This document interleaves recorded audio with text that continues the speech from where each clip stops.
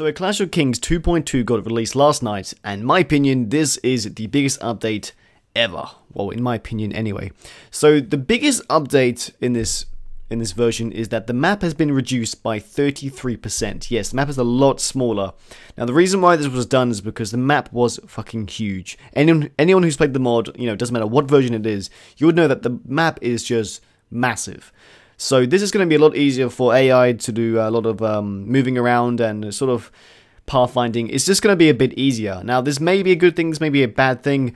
We're just going to have to experiment and play for ourselves. All of the Free City factions have a completely new troop tree. They've actually started from scratch. Some of them look a bit similar to previous versions, but this is really cool actually. Now, before there would only be about 4 or 5 different types of troops, or even less in 2.1. But now we have a completely new troop tree. There's a lot of new cool looking troops with completely new armors as well that have never been in the mod before, which look really cool. So they definitely stand out.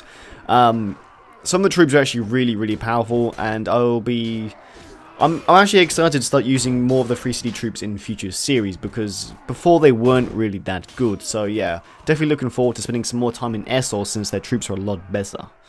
There's a ton of new shields which sort of fit a certain faction. Most notable shields are the Lannister shields, in my opinion. I do love their type of shields, and I'm happy to finally see this type of oval type shield in the game. It really does suit them, and to be honest, I have not had time to see the shields on all the other factions, but I can imagine what they look like. I can definitely notice some of the northern shields, depending if they're going to use the Stark, round silver shields, but who knows. They do look really cool, and yeah, I think this is definitely going to give a bit more personality to each faction, besides, all the factions having the same shield. So yeah, this looks really cool, and yeah, I just can't wait to see them all on each faction.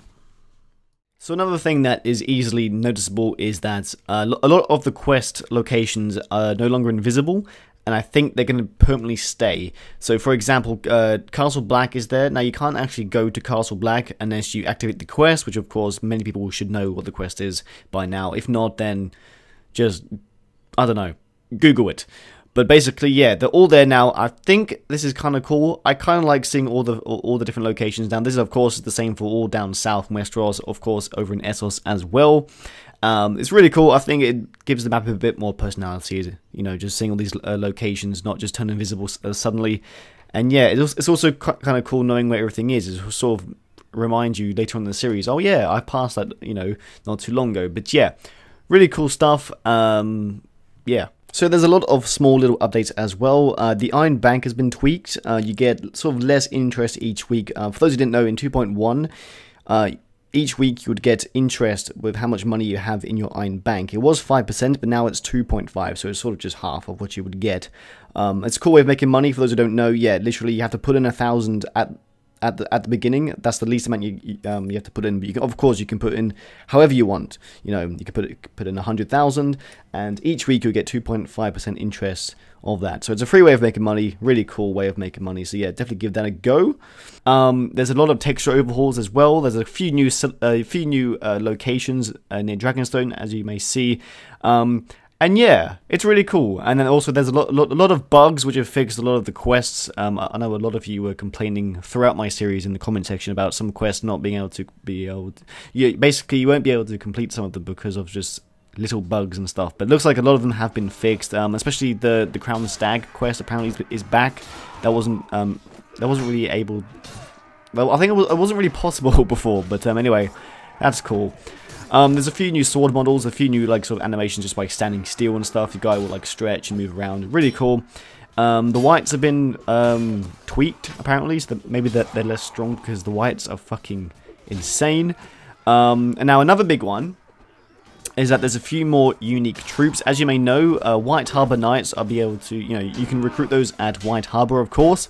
A few versions of back, you would be able to recruit all these type of special troops from these different locations. And now there's not as many as before, but there is a few now. So Raven Tree Hall, you can get these cool looking archers. Lannisport has the Lannisport Spearmen troops again. Runestone has some Runestone Knights, and of course, you know, the White Harbor Knights are also there still as well. That's quite cool. Some of the lords don't have heroes anymore.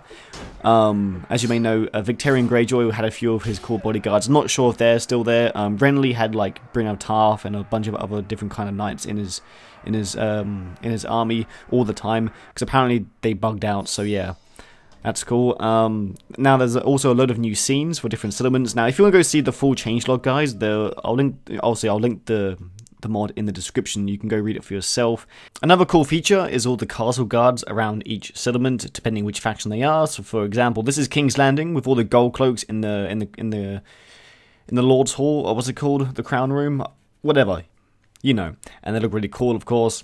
Okay, to finish this off, guys, this is just my little speculation here. So, since the map is, you know, a lot smaller than the previous versions, does this mean there's room for more areas? Now, as you see, we did actually see a few bit more, you know, trees beyond the wall. Maybe there'll be a feature to go beyond the wall in future versions. Now, over here near Volantis, you can see Old Valyria, and of course, past that is of course Slaver's Bay. So maybe in the near future, we'll be able to go there for real. Now, of course, you can go there through a quest, but it's not the same. So, yeah, guys, let me know what you think of that. That'd be pretty cool, because, of course, there is a lot more space now, because the map is smaller, but who knows. Let me know what you think, guys. If you get a chance to try out the mod for yourself, feel free to drop down a comment of what you think of the mod.